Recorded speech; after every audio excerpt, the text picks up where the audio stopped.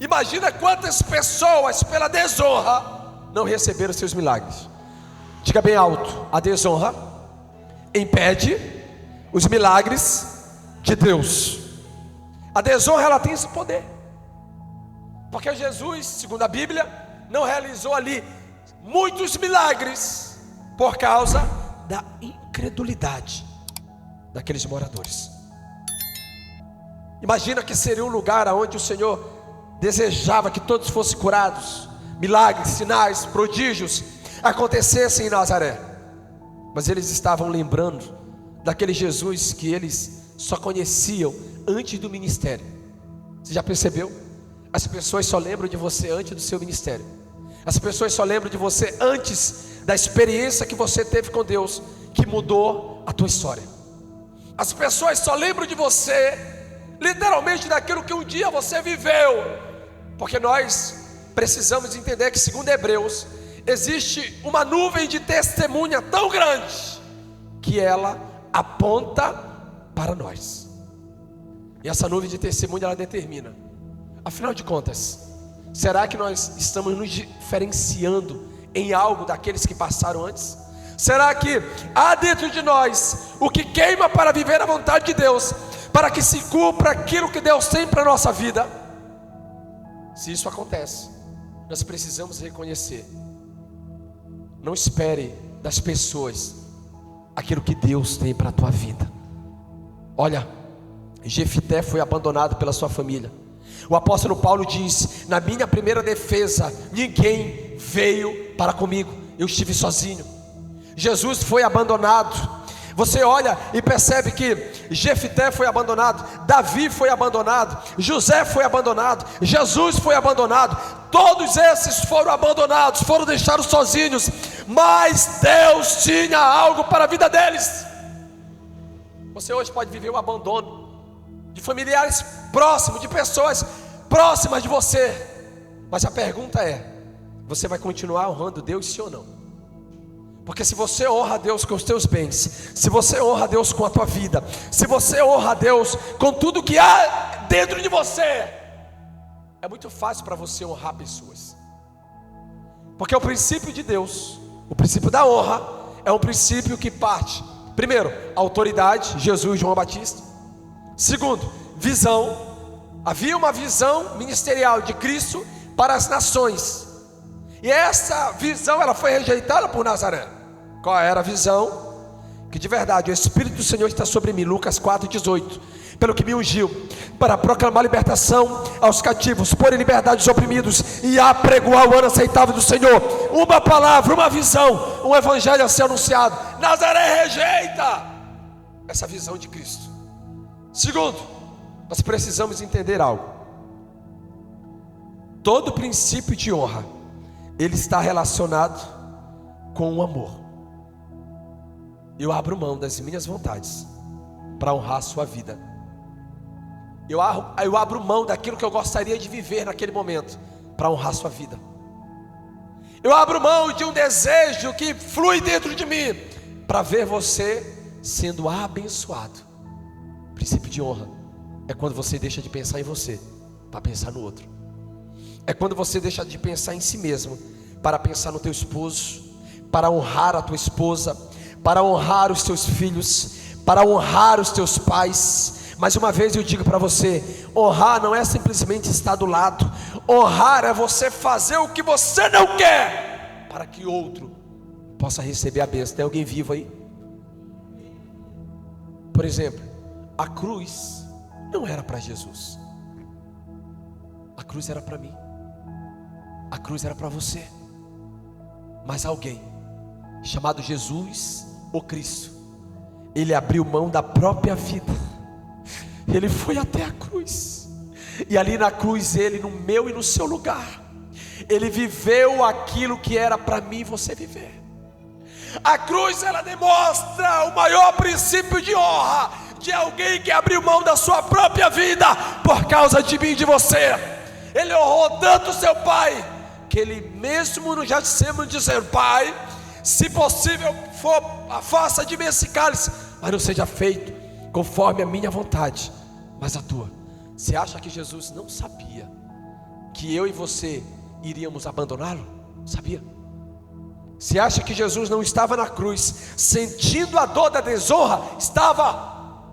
Você acha que Jesus não sabia naquele momento no Getsemane que homens e mulheres que ele entregou a vida cuspiriam nele até no dia de hoje? Pastor, nunca fez isso. Eu fiz, faço e você faz também. Todas as vezes que eu desobedeço ao Senhor, a Bíblia diz que eu estou crucificando de novo o meu Senhor.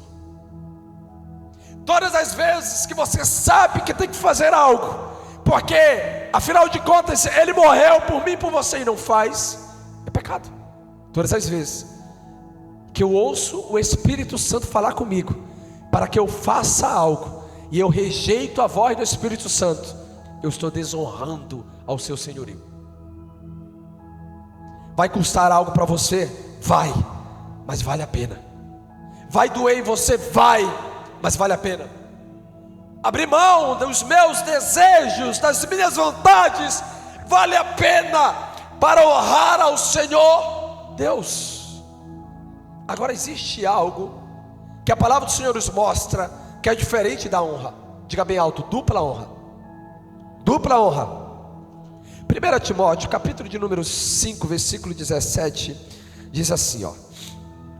Aqui já não estamos falando de honra, mas da dupla honra, que é uma honra que você tem direito, de forma que ela é dupla, ela é maior do que a honra. Versículo 17: devem ser considerados merecedores de dobrados honorários, ou dupla honra, os presbíteros que presidem bem com especialidade os que se afadigam na palavra e no ensino, pois a Escritura declara: não amordaces o boi quando pisa o trigo, e ainda o trabalhador é digno do seu salário. Dupla honra é você entender que você receberá dupla honra, porque de verdade você está fazendo para Deus aquilo que Deus deseja através de você. Deus não deve nada para ninguém.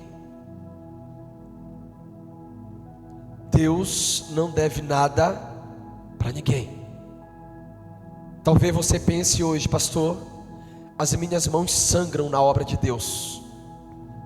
Deus vai dar dupla honra a você. Diga glória a Deus. Pastor, eu tenho orado, chorado e buscado. Deus vai dar dupla honra a você. Pastor, eu tenho passado por momentos difíceis na minha vida, mas eu me mantenho fiel.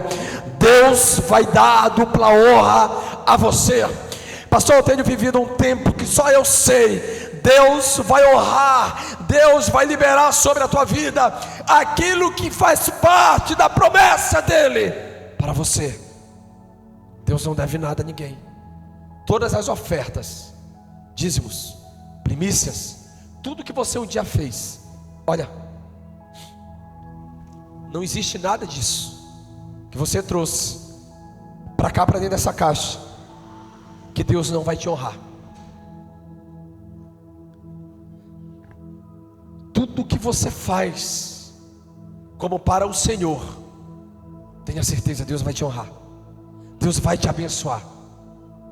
Todas as ofertas que um dia você fez, todas as esmolas, caridade, tudo que um dia você fez para alguém, Deus vai te honrar. Não esqueça disso. Sabe aquela roupa que você não utilizava mais, e você separou ela com muito carinho para levar para alguém que não tinha o que vestir? Deus vai te honrar. Sabe aquele momento que você só tinha R$1 no bolso, e alguém passou pedindo, por mais que ela estivesse mentindo, você deu, porque você sentiu no seu coração um sentimento de dor. Você sentiu dentro de você que precisava ajudar aquela pessoa. Deus vai te honrar. Sabe as vezes que você serviu na obra, andou de um lado para o outro, e de verdade você caminhou por quilômetros e quilômetros de distância, Deus vai te honrar. Eu nunca esqueço. Eu saía da Doca de Souza Franco, da Bernardo Couto, ia andando até o bairro do Guamar, lá no José Bonifácio, a pé, ia e voltava para servir como obreiro. Dá mais ou menos uns 4 quilômetros. Mas eu não fazia isso por causa de homens, por causa de Deus, porque eu sei que o meu socorro vem dele, a honra vem dele. Talvez os homens podem até não olhar para você e honrar sua vida, honrar seu ministério, mas existe um Deus que não dorme, existe um Deus que não está com seus olhos fechados, existe um Deus que não está com seus ouvidos fechados, existe um Deus que tudo vê, existe um Deus que tudo conhece, existe um Deus que de verdade recebe diante do seu trono tudo aquilo que você faz para Ele ou para os homens. Às vezes nós olhamos para dentro de nós e achamos: Deus, o Senhor esqueceu das vezes em que eu andava a pé para poder levar o Evangelho, para pregar, das vezes que eu saía para evangelizar, das vezes, Deus, que literalmente eu passei por situações difíceis, onde eu não tinha dinheiro, onde eu não tinha, meu Pai, condição nenhuma. Será que o Senhor esqueceu? Não. Diante de Deus tudo está lá, tudo está guardado diante dele. Só que a pergunta é: por que o Senhor demora tanto para me abençoar? Por que o Senhor demora tanto para trazer a bênção para mim, Deus? Você nunca se perguntou isso? Eu vou responder para você em Deus nessa noite, aleluia. Muitas das vezes a bênção não está vindo para você no momento que você quer, porque Deus está te protegendo. Existe bênção sobre a vida de pessoas que se elas forem enviadas agora, elas se separam, elas jamais pisam numa igreja novamente, elas nunca mais dizimam ou ofertam, elas nunca mais vão tratar as pessoas como antes, porque Deus sabe que se você tem o seu coração apegado a algo, aquilo será o seu Deus, e se aquilo for o seu Deus, você vai deixar de glorificar ao Senhor. Quantas das vezes nós temos dificuldade de dar uma carona para alguém, pastor Roberto? Você já se imaginou o que é você saber que a bênção que está sobre a tua vida veio de Deus, mas ela não pode ser utilizada por Deus? Pastor, não entendi, eu explico para você. Naquele dia, a Bíblia diz que chegarão diante do Senhor, e vai haver 2 grupos: o grupo que vai estar na esquerda e o grupo que vai estar na direita. E o grupo que vai estar na esquerda, o Senhor vai falar assim: quando estive nu, não me deste de vestir; quando estive com fome, não me deste de comer; quando estive preso, não fostes me visitar; quando estava com sede, não me deste de beber. E aí aqueles homens vão olhar para o Senhor e perguntar: mas quando foi, Deus, que fizemos isso? E qual é a resposta? Quando fazeres a um desses pequeninos, a mim fareis. E aí o grupo da direita, o Senhor vai olhar e vai dizer: bendito do meu Pai, porque quando estive com fome me deste de comer, quando estive com sede me deste de beber, quando estive preso foste me visitar. E aí ele continua falando, e eles fazem a pergunta: quando foi que nós fizemos isso a ti? Quando a um desses pequeninos fazeis. Eu sei que de verdade, quando você vê uma pessoa e você sabe que ela quer o dinheiro para usar droga, o desejo do seu coração é não ajudá-la. Eu te entendo, mas eu vou te dar um conselho: antes de você dar, tire. Por mais que você saiba que é para droga, você vai olhar para aquela pessoa como um altar. Na caridade isso funciona de forma muito poderosa. Você vai entregar para ela, mas antes disso, você vai orar em espírito, declarando: Senhor, vai ser a última droga que essa pessoa vai comprar com esse dinheiro, porque esse dinheiro não pertence a mim, pertence ao Senhor. E tudo aquilo que vem do teu altar tem o poder de trazer fogo. E aonde existe fogo, o Senhor vem para queimar. Vem para queimar toda a sujeira, vem para queimar tudo aquilo que não agrada ao Senhor. Ou seja, aonde existe altar tem que haver sacrifício. Sacrifique para que venha fogo. Quando você olha para Elias e você percebe que sobre aquele altar havia um sacrifício, mas Satanás tem uma maneira muito suja de imitar. Tudo ele imita. E aí ele imita os sacrifícios para se receber fogo. Mas não existe. O fogo ele vem de Deus. O fogo não pertence ao diabo e muito menos ao inferno. O fogo vem de Deus.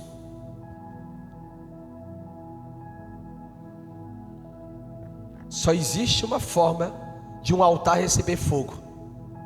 É se o sacrifício for dado a Deus. Se o sacrifício for dado a Baal, não tem fogo. E às vezes nós estamos oferecendo sacrifício, e nós sacrificamos o nosso tempo, nós sacrificamos a nossa vida, nós sacrificamos o que Deus tem para a nossa vida, acreditando que vamos ter recompensa. Se isso não for feito em Deus, no altar de Deus, não há fogo. Olha, a dificuldade que nós temos de honrar, ela é tão grande, que ela fere um princípio que Jesus faz. Deus honra homens. Diga glória a Deus. A Bíblia vai dizer em João, capítulo de número 12, versículo 26. João, capítulo de número 12.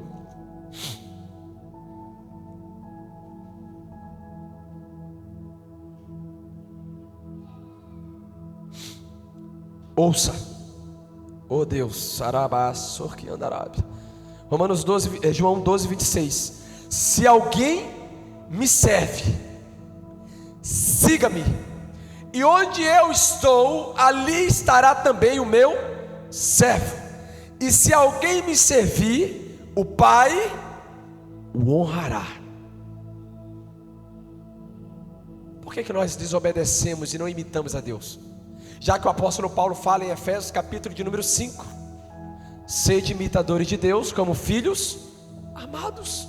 Se Deus honra aqueles que servem a Jesus, por que nós temos a cultura da desonra no nosso país?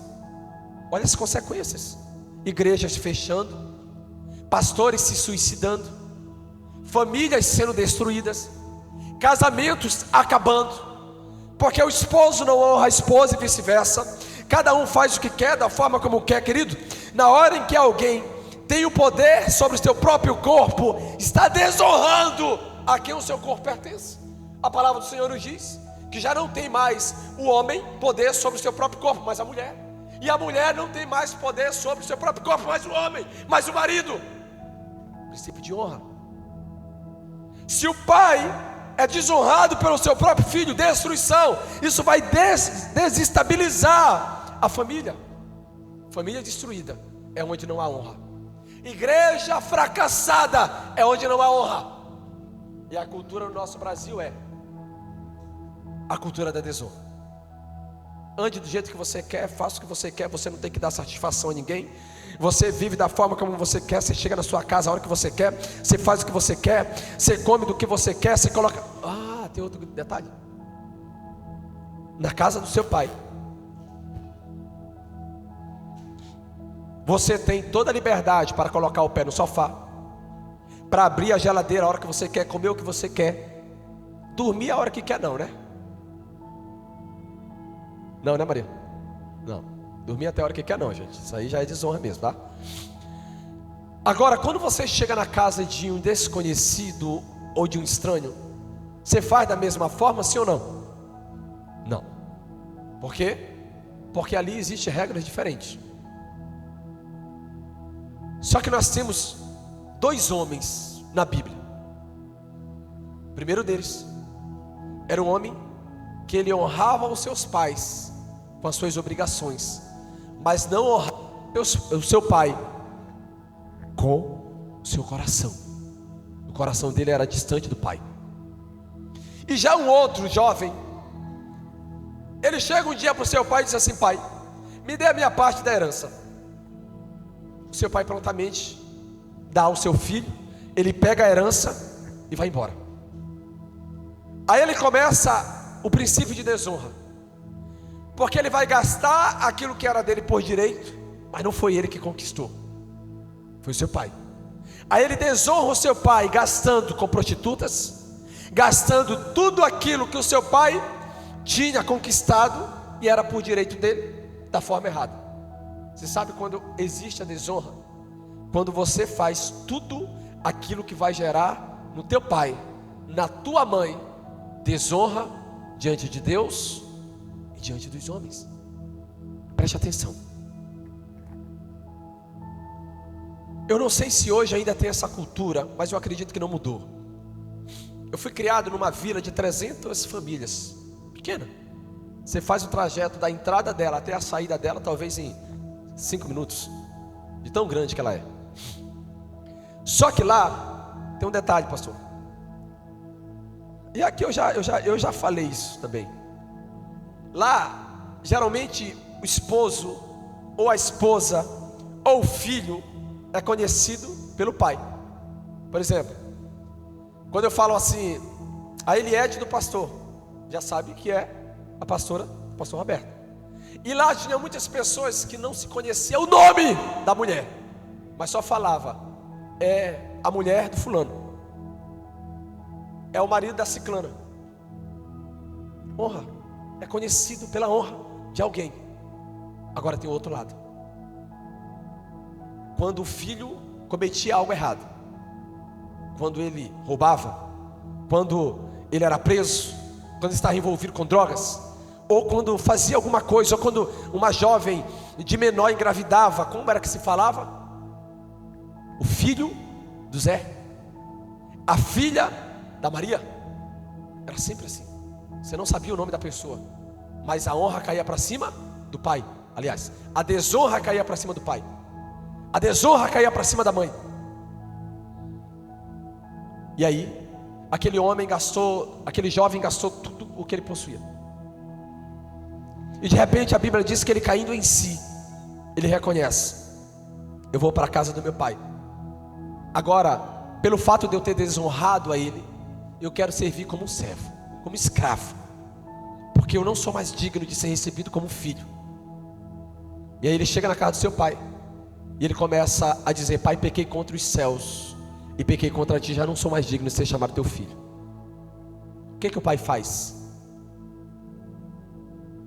O pai utiliza de 3 princípios da honra: anel, sandália e veste. Nessa noite, o Senhor vai te colocar um anel no dedo como autoridade, diga glória a Deus. Vai colocar vestes novas sobre você e vai calçar os teus pés com sandálias novas. Esse é o princípio da honra que Deus dá para todo aquele que reconhece aquilo que fez de errado. Princípio de honra. E o filho mais velho, estava ele lá, trabalhando a vida toda ao lado do seu pai, mas o seu coração estava longe do seu pai. E aí de repente ele diz assim: mas eu tenho trabalhado esse tempo todo contigo, e tu nunca me deste sequer um cabrito, um novilho, para matar, para comer com os meus amigos. Qual a resposta do pai? Filho, tudo que é meu é teu. Dentro do princípio de honra, você reconhece algo. Agora já não há mais divisão, porque o nome que está sendo glorificado é o nome de Deus. A família que está sendo desonrada é a sua. O esposo que já não tem mais a autoridade é o seu esposo. Por isso, isso daqui é um recado para todos aqui, marido, esposo, filhos. Quando você fala mal da sua esposa, você está desonrando a si mesmo e a Deus. Quando você fala mal do seu marido, você está desonrando a Deus, a si mesma e ao seu esposo. Por quê? Porque você está falando contra a pessoa que é um só com você e que é o seu cabeça, ou que é o responsável por estar ao seu lado. Jamais abra a boca para falar mal dessa pessoa que convive com você. Jamais abra a boca para falar mal do seu filho. Ore por ele. Jamais abra a boca para dizer que seu pai é ruim, a sua mãe é ruim, porque se não fosse ele ou ela, talvez você não existiria mais. Quantas das vezes, da forma dele, da forma dela orar, ele clamou a Deus pela minha e pela sua vida? O princípio de desonra, ele é bíblico. Aliás, o princípio de honra, ele é bíblico. O princípio de desonra, ele gera morte e destruição. Honra ao teu pai e à tua mãe, para que teus dias se prolonguem na face da terra, na terra a qual o Senhor te deu por herança. Então não levante para falar contra ninguém da sua casa, porque você está desonrando ela. Mas é um traste, mas é o homem que você escolheu para estar do lado. Arrependimento agora não vale mais. Era para ter se arrependido antes. Ah, mas o meu filho não é como os demais. Mas é seu filho. Honre ele amando, orando por ele. Você quer ver mudança? Honre. Porque às vezes sabe o que acontece? Às vezes tem as piricrentes. Diga misericórdia. As piricrentes, elas são assim. Elas vão ouvir você falar mal do teu varão, e elas vão desejar teu varão. Todo errado. Sabe por quê? Porque no momento do sofrimento e da dor, ela não estava lá. No momento da doença, ela não estava lá. No momento que ele era magrelozinho, todo feio, ela não estava lá. Aí depois que Deus enriqueceu, abençoou, e agora ele deu um trato, está melhor, agora ela quer. Mas por que ela quer? Porque alguém foi falar mal de quem deveria cuidar, e ainda te aconselha. A piricrente geralmente ela fala assim: tem tantos homens por aí, deixa para lá, esquece. Está insistindo nesse varão, só te dá dor de cabeça, para com isso. A honra, ela precisa ser entendida como um princípio de Deus, que é o único dos princípios que tem o poder de avançar na tua casa, na tua vida, porque ele está relacionado em visão, está relacionado em obediência, está relacionado em paternidade, está relacionado em casa, está relacionado em tudo. A honra de Deus para você. Não, pastor, eu acho legal é assim, cada um vive o que quer. Por isso que tu vê as loucuras que existem dentro das igrejas. Pastor que abre igreja sozinho, parece um louco. Ah, eu não dou satisfação da minha vida para ninguém, eu não dizimo. Aqui é eu e Deus. O cara é melhor do que Jesus, porque Jesus se submeteu a João Batista, mas ele não. Posso dar um conselho a você? No dia que você for congregar numa igreja, a primeira coisa que você deveria perguntar quando sentar com o pastor é: você tem pastor?